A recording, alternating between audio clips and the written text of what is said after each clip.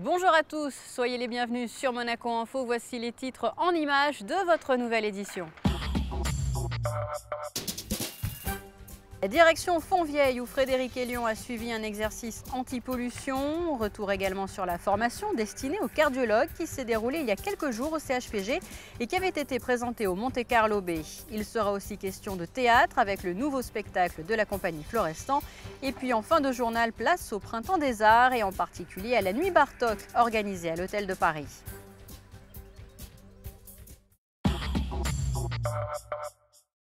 Nous partons du côté de Fontvieille pour débuter, comme je vous le disais dans le sommaire. Fontvieille où a été organisé un exercice anti-pollution il y a quelques jours, un exercice de prévention organisé par la Direction des Affaires Maritimes. Frédéric Hélion vous en dit plus dans ce reportage. Un barrage de 125 mètres de long destiné à protéger le port de Fontvieille d'une éventuelle pollution venue du large. La Direction des Affaires Maritimes organisait jeudi dernier le traditionnel exercice anti-pollution. Une répétition générale qui se tient une fois par an en alternance sur le port Hercule et sur le port de Fontvieille. Au programme, le déploiement d'une barrière souple dans l'eau entre la contre-jetée et la digue du port de Fontvieille. Le but, c'est de tester le matériel, entraîner le personnel et essayer d'améliorer le dispositif. Donc on a lors de ces exercices le corps des sapeurs-pompiers, la police maritime et la société des ports qui viennent donc appuyer la direction des affaires maritimes pour le déploiement de ce barrage de 125 mètres de long qui permet de protéger le port de Fontvieille contre une pollution venant de l'extérieur ou inversement d'une pollution du port aller vers l'extérieur. Ce barrage peut être déployé dans plusieurs cas, par exemple si un bateau dégaze dans le port provoquant une nappe d'hydrocarbures ou si un incendie se déclare sur un bateau. Le barrage encercle les déchets et ceux-ci sont amenés par le courant vers un bateau écrémeur qui procède au ramassage. Depuis que Monaco est équipé de ce système, le barrage n'a été déployé qu'une seule fois pour une alerte réelle. De Fontvieille à Monacoville et plus précisément au Palais Princier. Vous le découvrez sur ces images, le Palais Princier où a été organisée une cérémonie de remise de distinction dans l'ordre du mérite de la République polonaise. L'ambassadeur de la République de Pologne a remis cette distinction au chef de cabinet de son Altesse Sérénissime, le prince Albert II, Georges Lysimachio, au conseiller de gouvernement pour les relations extérieures, José Badia, à Thierry Orsini, directeur général du département des finances et de l'économie, ainsi qu'au lieutenant-colonel Emmanuel Lebègue, aide-de-camp du souverain. Je vous rappelle que le couple princier avait effectué un voyage officiel en Pologne au mois d'octobre dernier. Direction le Monte Carlo Bay à présent où se tenait la conférence de presse de la 3e édition de la Monaco USA Arrhythmia Course, une formation destinée aux cardiologues qui s'est bien déroulée il y a quelques jours au centre hospitalier Princesse Grace. Explication signée Frédéric Hélion. Ils viennent des plus grandes universités américaines, du Japon, d'Australie ou encore du Moyen-Orient. 64 cardiologues étaient en principauté du 21 au 23 mars pour le Monaco USA Arrhythmia Course. Pendant ces 3 jours, ils ont été formés à un système innovant d'opération du cœur qui consiste à soigner les problèmes d'arythmie cardiaque en provoquant volontairement des lésions sur le cœur par radiofréquence. Cet événement s'est rapidement imposé comme une formation de référence pour les cardiologues spécialisés en électrophysiologie. C'est un cours qui commence le jeudi après-midi, qui a commencé par un patient qu'on a opéré en public. Enfin, on a retransmis l'intervention à l'amphithéâtre du centre hospitalier Princesse Grace, à Loup-la-Passe. Et là, on a accueilli là ce qu'on appelle les facultés, avec la terminologie anglo-saxonne, c'est-à-dire 7 professeurs mondialement connus, tous vraiment très connus, les meilleurs de top niveau mondial, et qui ont commenté en direct le cas qui se déroulait, qui était piloté dans la salle de cathétérisme du centre hospitalier Princesse Grace par le docteur Latskou et le docteur Bune, moi servant d'intermédiaire et allant de l'un à l'autre, faisant visiter, posant des questions, enfin participant. Et ensuite on est venu directement ici au Monte Carlo Bay. Le Monte Carlo Bay a donc accueilli les spécialistes internationaux en cardiologie pour 2 jours de cours et de discussions. Au programme, des études de cas et des conférences d'une demi-heure où chaque orateur est venu exposer un problème théorique ou une situation clinique. La session s'est terminée samedi avec 2 derniers symposiums. Un mot d'économie à présent avec l'ACI qui a organisé son colloque annuel à l'Automobile Club de Monaco. Colloque qui portait sur le continent africain une classe d'actifs spécifique. Écoutons à ce sujet Robert Laure, le président de l'ACI. Cette année, nous avons organisé un colloque, comme nous le faisons chaque année à l'occasion de notre Assemblée générale, sur un thème financier habituellement d'actualité.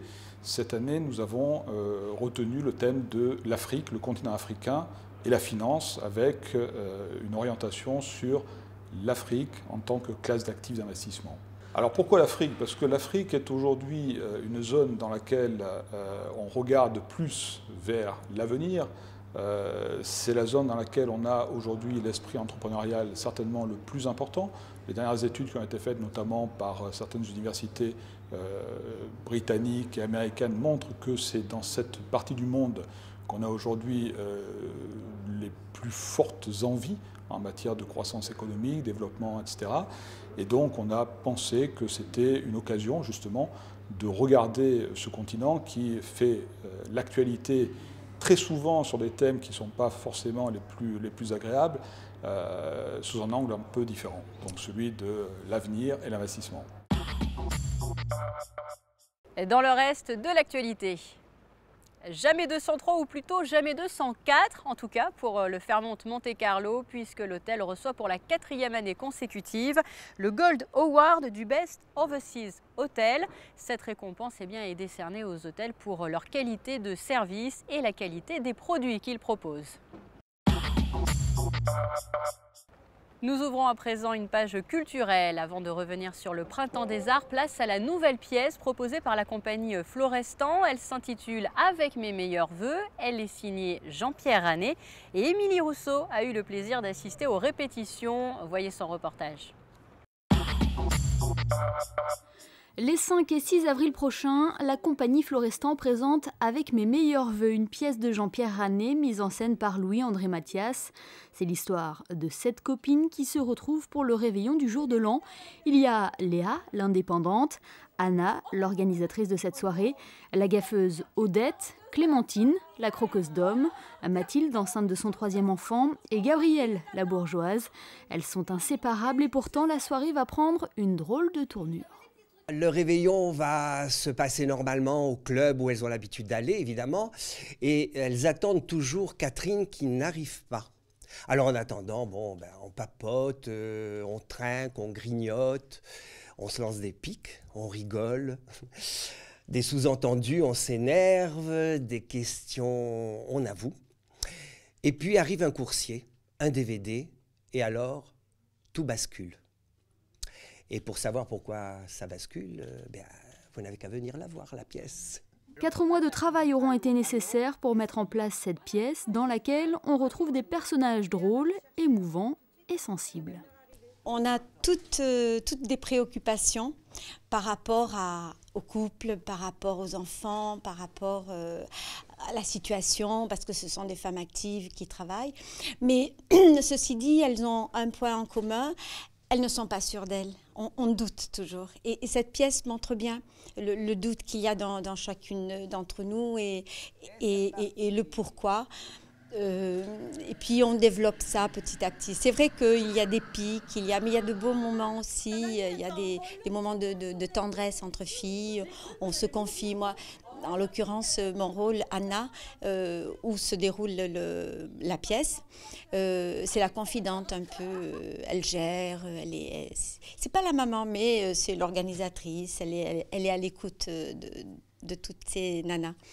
Et ce qui est très très chouette dans cette pièce, c'est que justement la particularité de chacune fait qu'on peut se reconnaître. Avec mes meilleurs vœux de Jean-Pierre Ranet, donc à découvrir les 5 et 6 avril au Théâtre des Variétés à 20h30.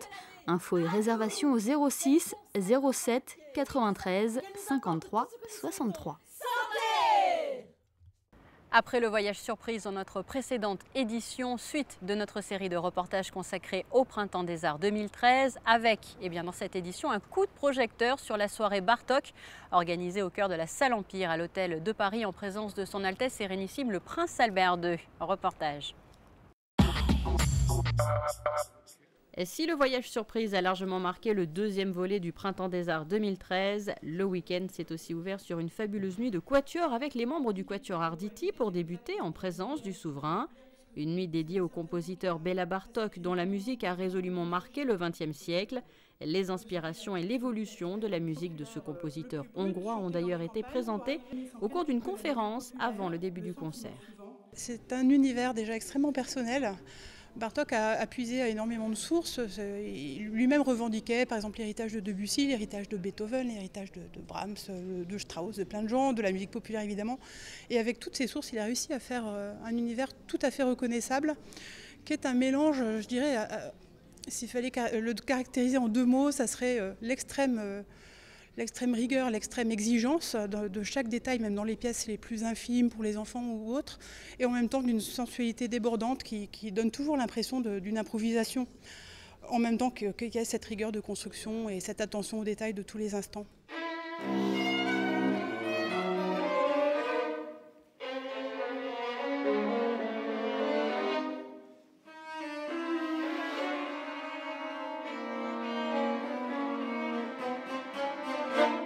Et après Bartók, le quatuor Arditi s'est lancé dans l'interprétation d'une œuvre créée sur commande du Printemps des Arts par Philippe Manoury, Mélancolia, composée en 2012 d'une durée d'une 30aine de minutes.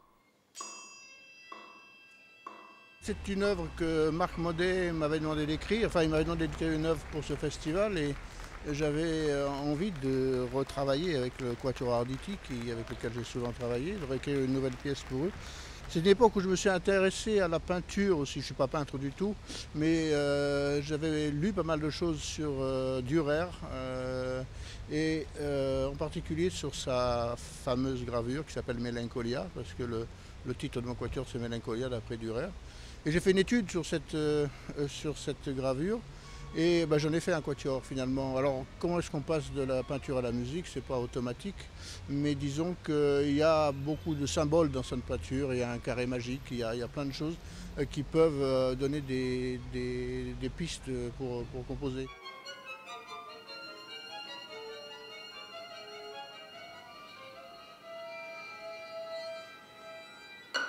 Mélancolia, une œuvre qui fait aussi bien sûr écho à la mélancolie présente en Occident et qui a depuis l'Antiquité inspiré les musiciens et les peintres, mais pas seulement, puisque le spleen a également nourri les œuvres de nombreux écrivains.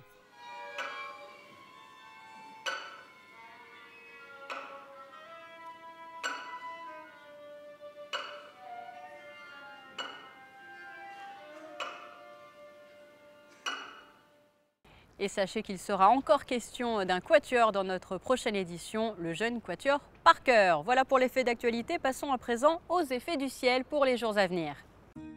Mercredi, les nuages devraient redevenir de plus en plus nombreux, menace de pluie avant la nuit, température comprise entre 11 et 13 degrés.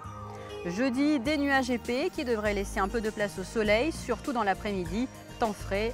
Vendredi, un soleil intermittent et des températures comprises entre 11 et 15 degrés. Samedi, le ciel sera partagé entre nuages et éclaircies, mais les températures seront clémentes.